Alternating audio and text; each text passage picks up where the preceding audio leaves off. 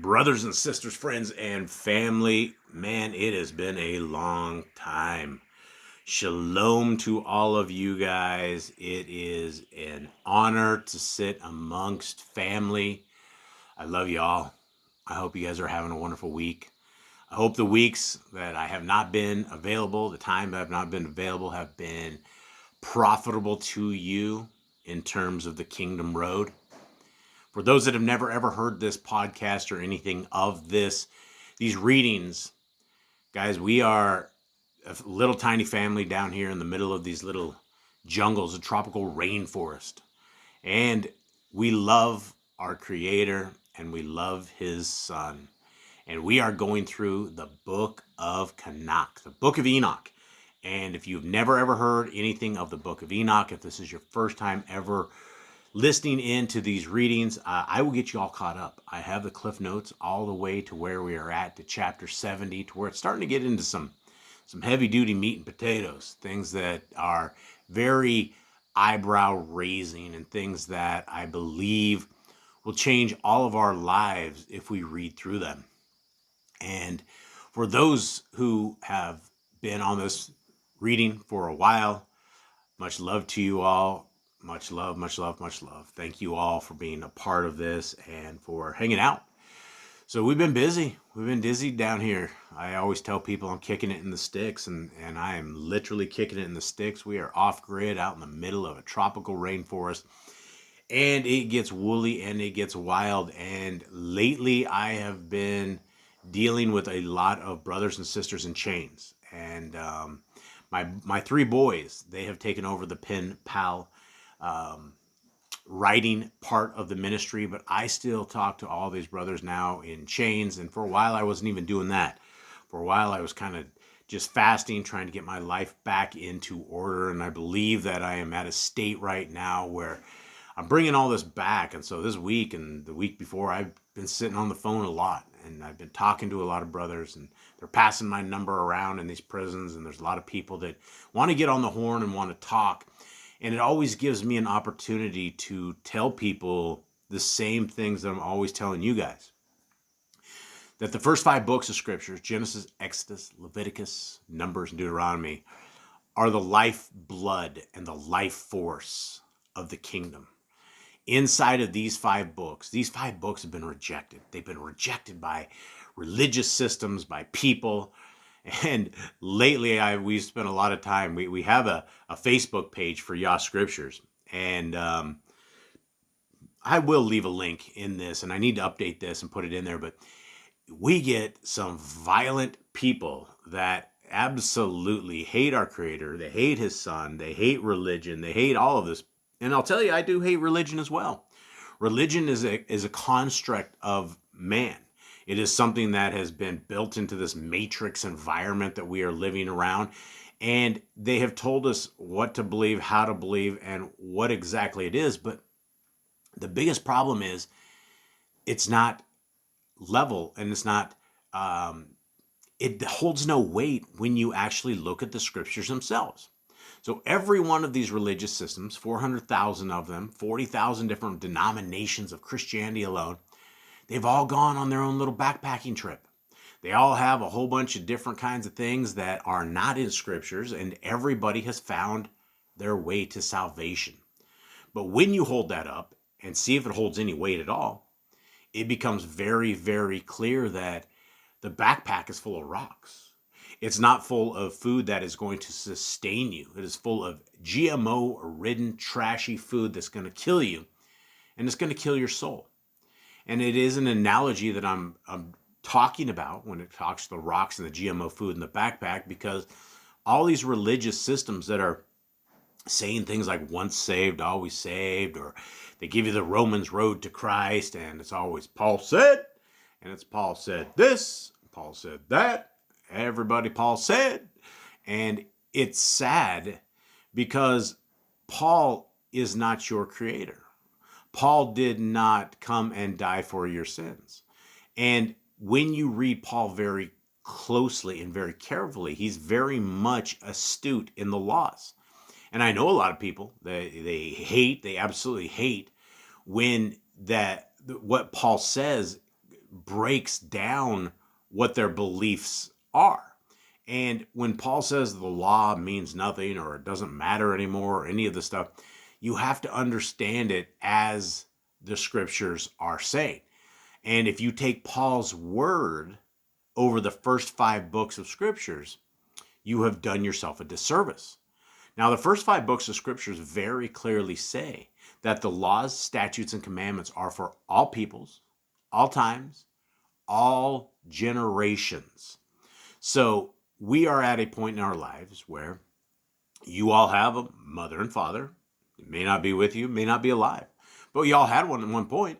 That's how we got here, right? And their mother and father had a mother and father, right?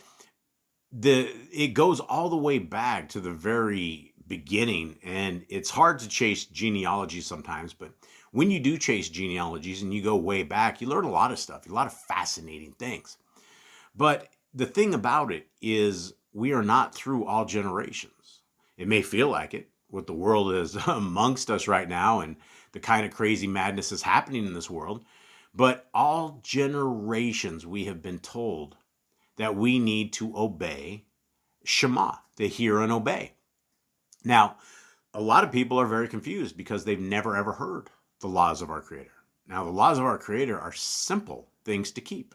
They're very, very simple things to keep, and they're very simple to obey. And in fact, it's not just this with the simplicity of being able to keep them, but it also keeps you fed spiritually, physically. It also gives you the proper things that are actually food, things that we are not taught in this regular world. We're told that there's this cheap white meat that everybody loves. It's a little salty, tasty stuff, and it's called pig. And everybody eats it, right? And you're some sort of heretic if you're unwilling to eat the pig. Well, according to scriptures, that's not even food. It's never ever been considered food. And so we learn things inside of these scriptures. And when you look at things scientifically, from the standpoint of people getting very, very sick all the time that they eat pig, well, it becomes very clear that these scriptures are truly the gift of mankind. They are truly the greatest thing that we ever had. And then, if we are obedient to the laws, to the statutes and commands, then we've been given a Messiah. We've been given a beautiful Messiah named Yahushua. You may call him Yeshua, but there were no J's in Hebrew. So the man's name, a Hebrew man's name, would have never been called Jesus. And so once we figure out that, just like a lot of things in life, we've been lied to. We've been lied to about religion.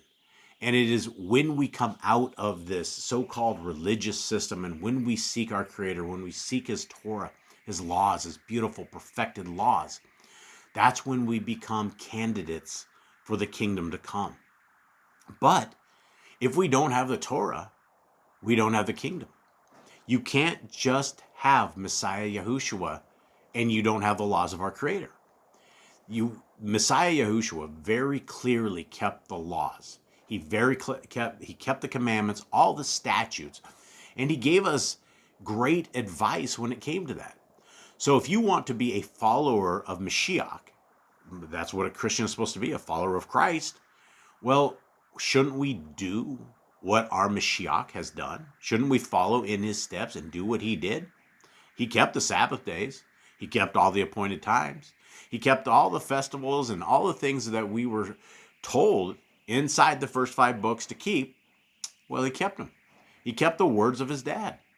And so it is with that if you find excitement in these words and these statutes and commandments, that I welcome you guys to this reading.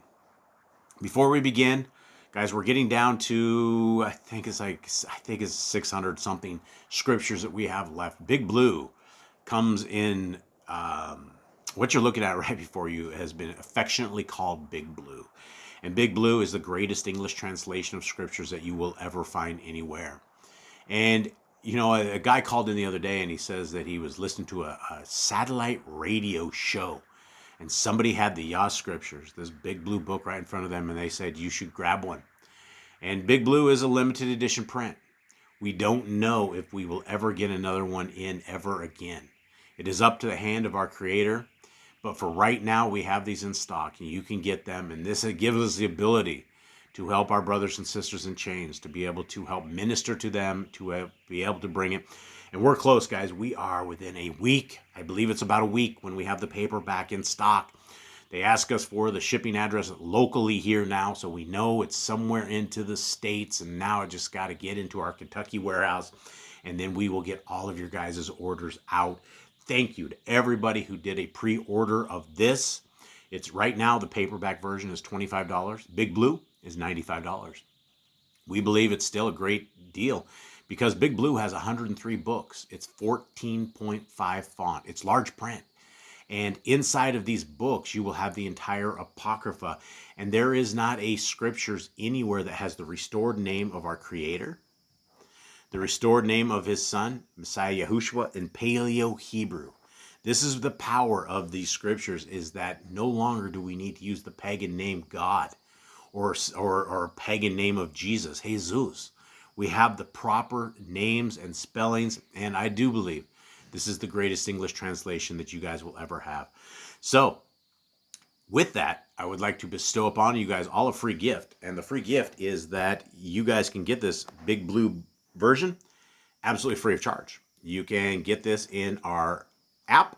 What you're looking at right here is you're looking at the Android and also the iOS app. If you just type in Yah Scriptures, 2 words, people love this. This is an incredible app. You're seeing it right before your eyes. There's no privacy stuff to it. It's not internet based. It doesn't take any internet at all. Once you download it, it's completely yours. You can do all sorts of stuff with it, right? Inside of this, under the resources, look at these Torah commands. These are the 150 some commands that you and I and us, the people, the candidates for Yah's kingdom can do today, right now. And so when we have this list in front of us, and you guys read this list, and I'm not just saying just read the list. I'm saying that you should read your scriptures, because in this is what you get. This is Big Blue in a digital form. This is Little Blue. This is the portable version of Little Blue right here. And this is all of the Tanakh. This is all of the Brit HaKadash. And I think I said that wrong. This is all of the Apocrypha right here. And so, guys, this is the beauty of Yah Scriptures. Now, let's get into the book of Enoch. I'm going to give you guys a quick cliff notes of exactly what we're looking at onto this. Chapters 1 through 5 on the book of Enoch is this. It is, the book opens with the blessings on the righteous and a warning of judgment of the wicked. Enoch sees visions of the coming one, of holy ones, with 10,000 of his angels to execute judgment. Nature obeys Yahuwah's order, unlike sinful humanity. The righteous are encouraged that they will inherit peace and blessings, while sinners will perish. There's one big thing that we should discuss real quick. What is a sinner? Well, a sinner is somebody who transgresses the Torah, the first 5 books of scriptures. Right? Genesis, Exodus, Leviticus, Numbers, and Deuteronomy. When we transgress the Torah, it means we're not following it. We're not abiding in it. It's not a part of our life. It's nothing that we are making of value. And so we don't want to be the sinners that perish. We want to be those who live with our Messiah, with our Creator, with his messengers, with all of the saints, the people that have done it, been here, come and did it and showed us that it could be done. Those are our people. That's our family. It's people like you and me. That's the Torah family, right? When you look at this world, when you hear the people on Facebook going crazy, it's very obvious that most of the world has rejected the Messiah. Most of the world has rejected the Torah.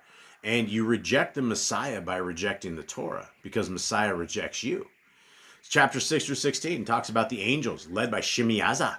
They descend to earth, lust after human women, and take them as wives. Their offspring are the giants who ravage the earth. The watchers teach forbidden knowledge, sorcery, astrology, weapons, beautification, etc., etc., etc.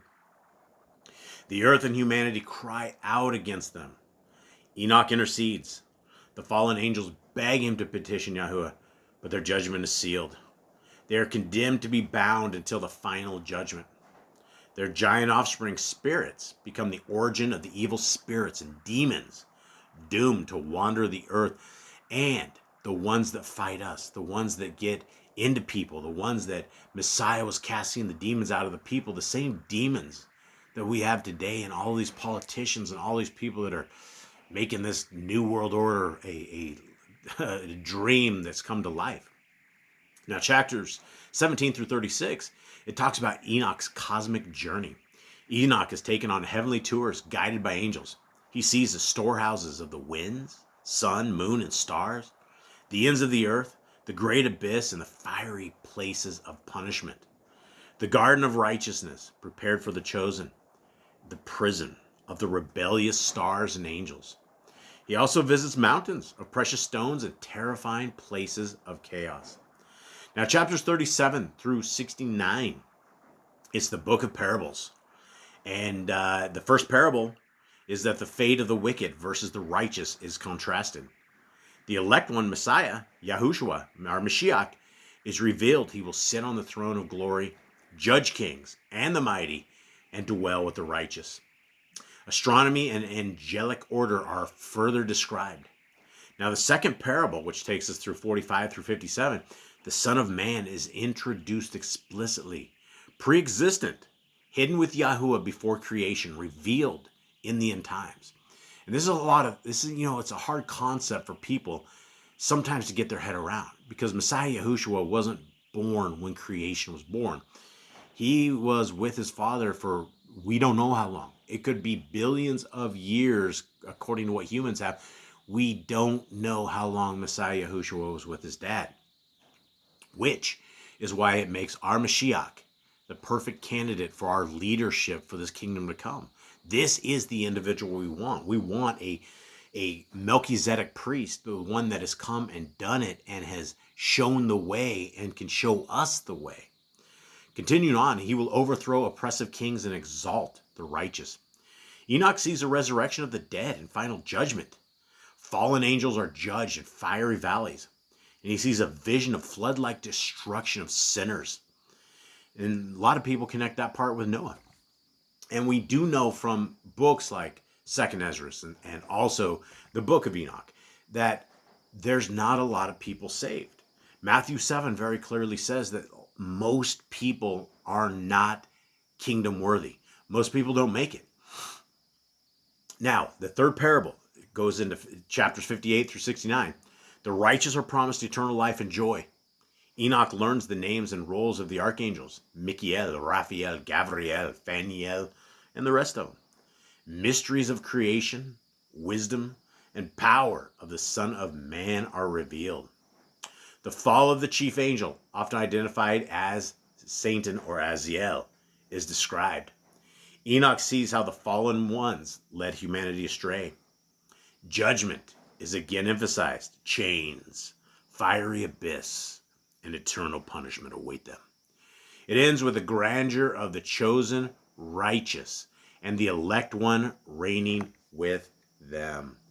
This is a thing of beauty, my friends. And let's get into this, because this is an amazing reading. This is an amazing book. And if you guys like Yah Scriptures, if you guys like this digital version, praise Yah, right? Praise him.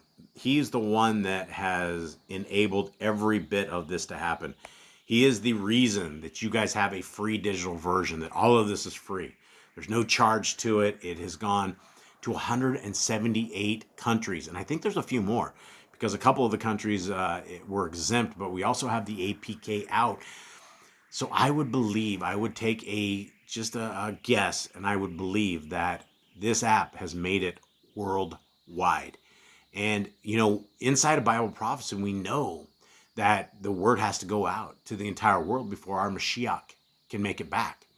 So guys, keep your eyes to the skies. Keep your eyes in the scriptures. Keep your heart obeying the words and the laws of our Creator. And let's all high five each other when this kingdom comes, when we are able, as an obedient group of people. It's just there's not a lot of people out there. All right, I'm going to take a sip right before we do this. Thank you very much. Here we are. Enoch, chapter 70. And it came to be after this, that his name during his lifetime was raised above to the bin of Adam, and to Yahweh of hosts from amongst those who dwell on the earth. And he was raised above on the chariots of the Spirit, and his name vanished among them. And from that day I was no longer numbered amongst them. And he placed me between the two winds, between the north and the west, where the messenger took the cords to measure for me, for the place for the elect and righteous. And there I saw the first fathers and the righteous, who from the beginning dwell in that place. Guys, it's not game over, right? When we die is when the game begins. Right now we are in a testing period. We are in a spot where our Creator has blessed us, baruched us, with a body, with a heart that beats, with eyes that see and ears that hear, and a body that functions, that we can move around and understand, and then our minds, for most of us, are clear, right? He has given us an opportunity, guys. The greatest opportunity that we have ever been given is life in of itself, that we have a shot at making this kingdom, that our souls, we can take them to the next world, to the next part of this. So guys, protect your soul, guard your soul. These are all Torah commands that I'm telling you. 71. And it came to be after this that my spirit was translated, which basically means teleported, and it ascended into the Shamayim. And I saw the Kodesh sons of Elohim. They were stepping on flames of fire. Their garments were white, and their faces shone like snow. And I saw two streams of fire, and the light of that fire shone like jacinth. And I fell on my face before Yahweh of hosts. And the messenger, Michael, seized me by my right hand and lifted me up and led me forth into all the secrets. And he showed me all the secrets of righteousness. And he showed me all the secrets of the ends of the Shamayim and all the chambers, of all the stars and all the lights where they proceed before the face of the Kodeshim. And he translated my spirit into the Shamayim of Shamayim. And I saw there, as it were, a structure built of crystals, and between those crystals, tongues of living fire. Hold on.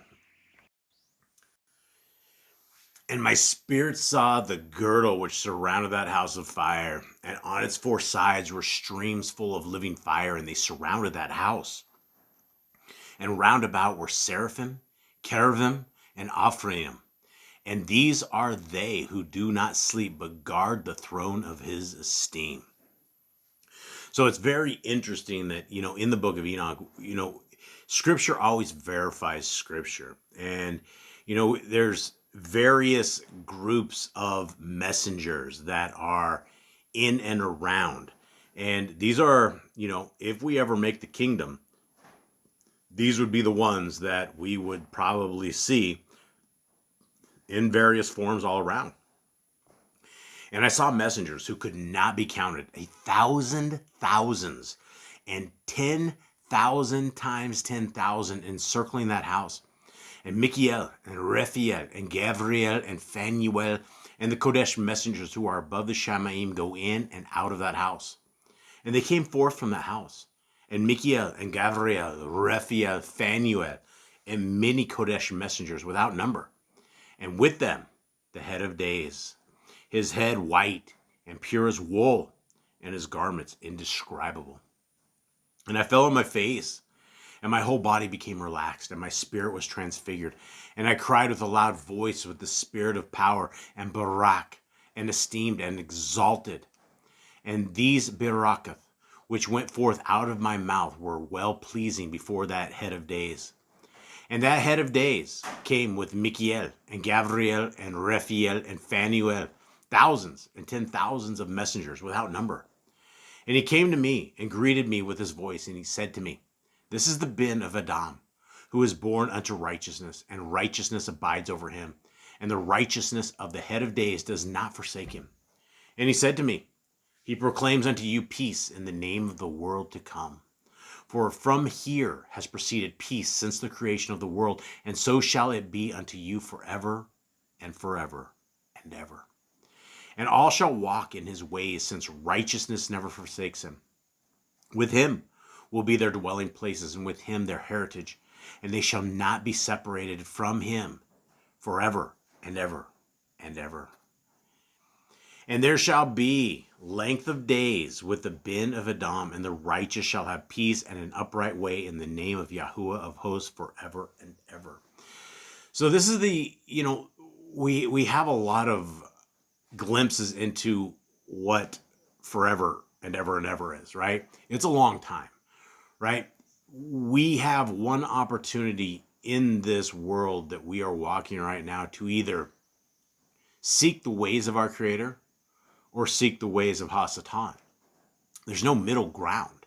You can't sway to the left, you can't sway to the right, you can't be dabbling in some evil that is going to get your soul corrupted. We have to be loyal back to our Creator because we're trying to get to this forever and ever and ever. The book of the courses of the lights of the Shamayim, the relations of each according to their classes, their dominion, and their seasons, according to their names and places of origin, and according to their months, which Uriel, the Kodesh messenger, who was with me, who is their guide, showed me. And he showed me all their laws exactly as they are, and how it is with regard to all the years of the world, and unto everlasting, till the new creation is accomplished, which endures till everlasting. Now, this is where we are starting to get into the actual way the world is. And most people, up into the late years that we are in, never thought we were on a spinning globe. They never ever thought we were a bunch of monkeys hurtling. Here's the thing about this ball earth theory that they have. And that's all it is simply a theory. Is we are supposedly going 1,000 miles an hour in one direction, but yet we're hurtling around the sun at over 60,000 miles an hour. So as the ball earth theory turns, it would be at some point that, just like a car, when you put your head out the window and you feel that massive wind, you would feel a 60,000 mile an hour wind at some point during the day. When your spot of your earth spins, at some point you're going to get knocked off your feet. You're going to get sucked right off this so-called spinning globe, right? And that is the tragedy that comes with this indoctrination that we all have, because we've all been indoctrinated. We all had these spinning globes in these classrooms.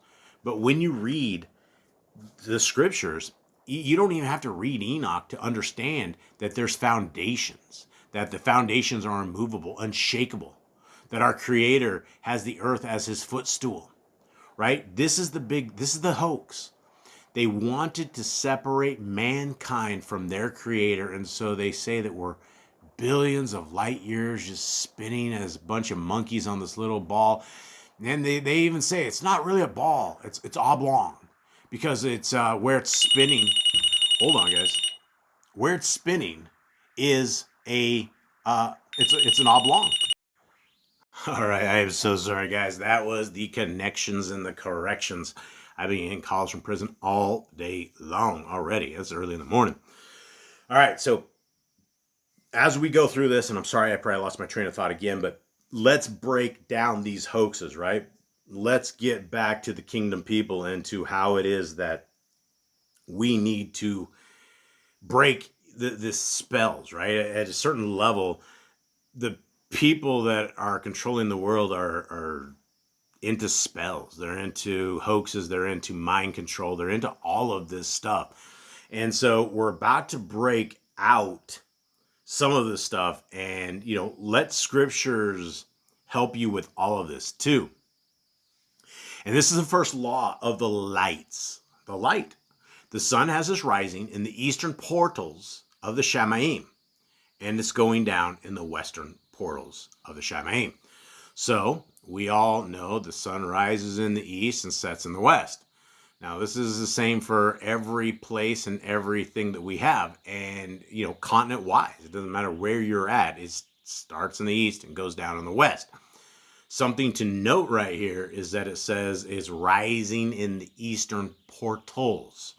So right out of the gate, we are to understand that there is multiple gates that the sun comes out. Okay, continuing on. And I saw 6 portals. in which the sun rises, and 6 portals in which the sun goes down, and the moon rises and goes down in these portals. And the leaders of the stars and those whom they lead, 6 in the east and 6 in the west, and all following each other in accurately corresponding order. Also many windows to the right and left of these portals.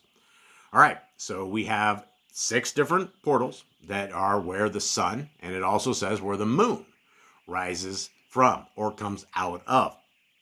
So what we have to understand is that they're at the edge, at wherever the sun sets or wherever it goes down at, is it's entering into a gate.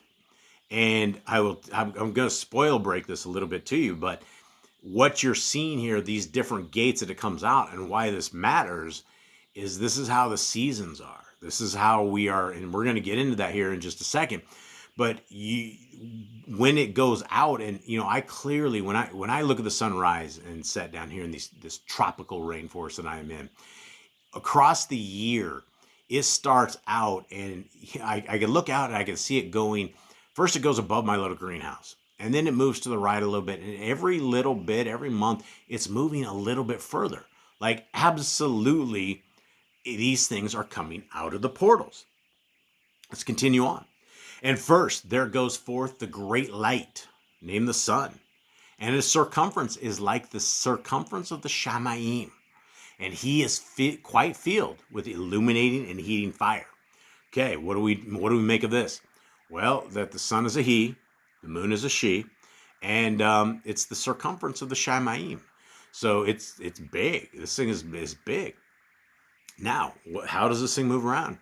The chariot on which he ascends, the wind drives, and the sun goes down from the Shamayim and returns through the north in order to reach the east, and is so guided that he comes to that portal and shines in the face of the Shamayim. In this way, he rises in the first month in the great portal, which is the 4th.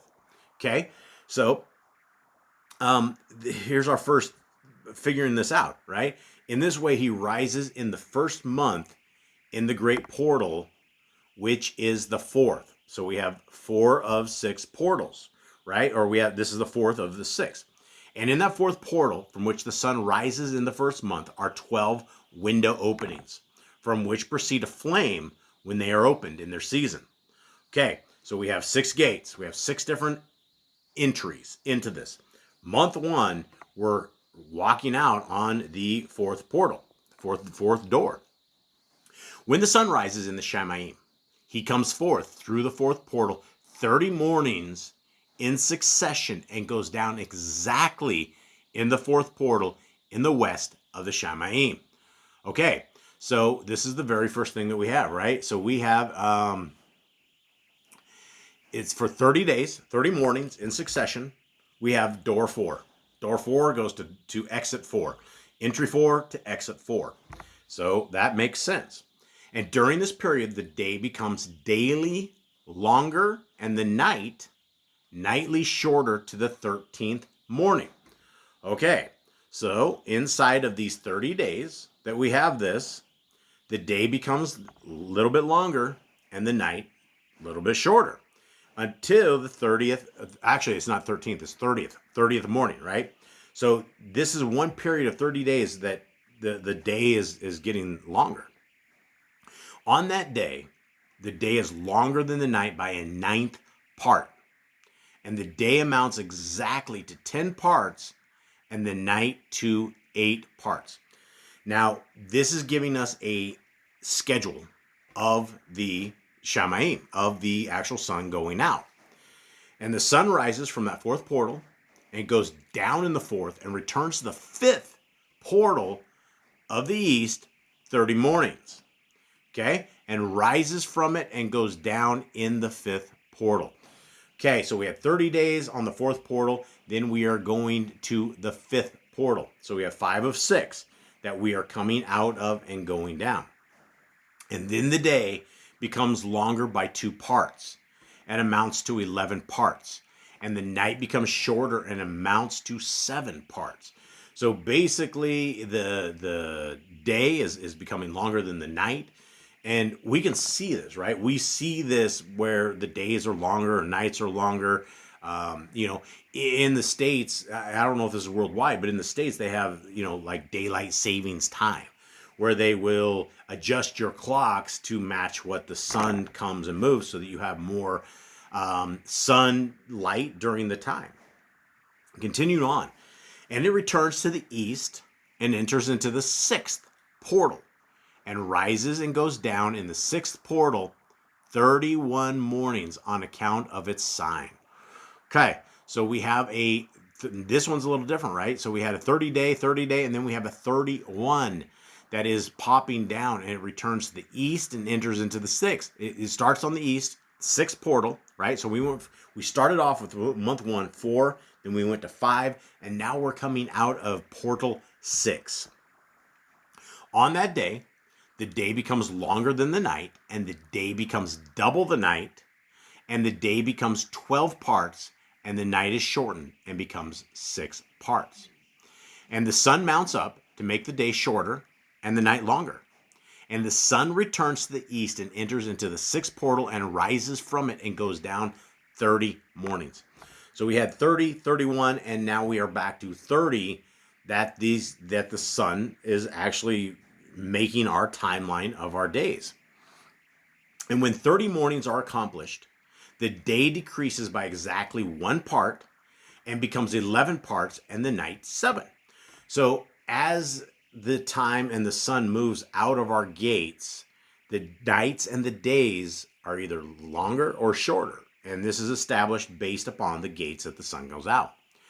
And the sun goes forth from that sixth portal in the west and goes to the east and rises in the fifth portal for 30 mornings and goes down in the west again in the fifth western portal. Okay, so here we are. We just popped in again, right? And it's going from that sixth portal in the west, and it rises in the fifth portal rises in the fifth portal for 30 mornings and goes down to the west again in the fifth portal. So now we're moving back down again. On that day, the day decreases by 2 parts and amounts to 10 parts, and the night to 8 parts. So the night just got longer and the day just got shorter. And the sun goes forth from that fifth portal and goes down in the fifth portal of the west and rises in the fourth portal for 31 mornings on account of its sign and goes down in the west. So now we are back. We went 4, 5, 6, 5, 4. On that day, the day is equalized with the night, and the night amounts to 9 parts and the day to 9 parts. So we have equal night and equal day when it is back to the fourth portal. And the sun rises from that portal and goes down in the west and returns to the east and rises 30 mornings in the third portal and goes down in the west in the third portal. Okay, so we are this is the first time we've made it in the year, right? In month 1. Now we are month 5 or 6 that we are down. We're into the third portal. And on that day, the night becomes longer than the day, and the night becomes longer than the night. And day shorter than day till the 30th morning, and the night amounts exactly to 10 parts and the day to 8 parts. So now we have less sun, we have more night, and let's continue on. And the sun rises from that third portal and goes down in the third portal in the west and returns to the east. And for 30 mornings, rises in the second portal in the east, and in the same way goes down in the second portal in the west of the Shamaim. So here we are again, and we are now to portal 2, exit and entry 2. And so this is how the seasons are being accounted for. This is how the sun is shining less, the night is going more. And on that day, the night amounts to 11 parts and the day to 7 parts. So right there, 11 parts and the day to 7 parts. So we have a longer day and shorter nights. And the sun rises on that day from that second portal and goes down in the west in the second portal and returns to the east into the first portal for 31 mornings and goes down in the first portal in the west of the Shamaim. So we just made it from 4, 5, 6, 5, 4, 3, 2, 1. And on that day, the night becomes longer and amounts to double of the day, and the night amounts exactly to 12 parts, and the day to 6. So the shortest part of the day. As you would imagine, this is in winter. And the sun is transversed the divisions of its orbit and turns again on those divisions of its orbit and enters that portal 30 mornings and goes down also in the west opposite to it. And on that night, the night has decreased in length by a 9th part. And the night has become 11 parts and the day 7 parts. And the sun has returned and entered into the second portal in the east and returns on those. Its divisions of its orbit for 30 mornings, rising and going down. And on that day, the night decreases in length, and the night amounts to 10 parts and the day to 8. And on that day, the sun rises from that portal and goes down in the west and returns to the east and rises in the third portal for 31 mornings and goes down in the west of the Shamayim. On that day, the night decreases and amounts to 9 parts and the day to 9 parts.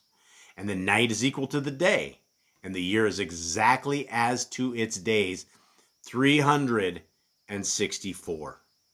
And the length of the day and of the night, and the shortness of the day and of the night arise. Through the course of the sun they are separated. So it becomes that its course becomes daily longer, and its course nightly shorter. And this is the law and the course of the sun, and its return as often as he returns, 60 times and rises. The great light which is named the sun forever and ever. And that which rises is the great light, and is so named according to its appearance, according as Yahuwah commanded. And he rises, so he goes down, and does not decrease, and does not rest, but runs a day and night. And his light is 7-fold brighter than that of the moon. But as regards size, they are both equal. Now, you have the powers that be that tell us that the sun that you see is 93 million miles away. But yet you can see it rise, and all of a sudden it gets hot. But they're like, oh, that's heat from like 50 years ago. You're actually not seeing any of this in real time. Yet we can see the sun blasting across the sky. We can see it moving with our own eyes. We can see the effects of it. We can see the effects of the moon. I know a lot of people are sensitive to a full moon. A lot of things happen in the full moon, right? There's just a tremendous amount, but yet we've been lied to in all of this, guys. We've been lied to in everything from religion to the size of the earth, to the shape of the earth, to how the sun works, all of this. And so, guys, I hope this helps out a little bit. I don't want to get too far into this one because this chapter is simply amazing. It's one of the best chapters that are out there. And it gets more meat and potatoes. And I don't know the next time I'm going to get to this. Hopefully we're going to get through Enoch before the end of this year. It has been much slower than I thought it was going to go.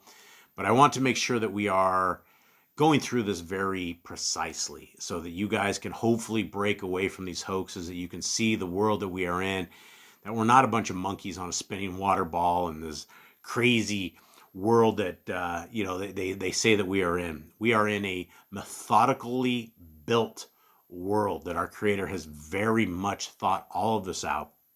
He put gates in the skies, both sides, that this sun rises through and it goes out, and somehow it pops back out the gates. How it gets from the edge to the back, that's going to be something for the messengers to explain to us one day. Maybe Messiah Yahushua can explain it. But guys, until then, till next time, I hope you guys are keeping the commandments of our Creator. I hope you guys are part of this kingdom road. We go live on Shabbat on 11 o'clock Central Time. We would love to see you there at our main channel, Yahuwah and the Torah. And I guess that's it. Much love to all you all. Be good. Shalom, shalom, shalom. I'm out.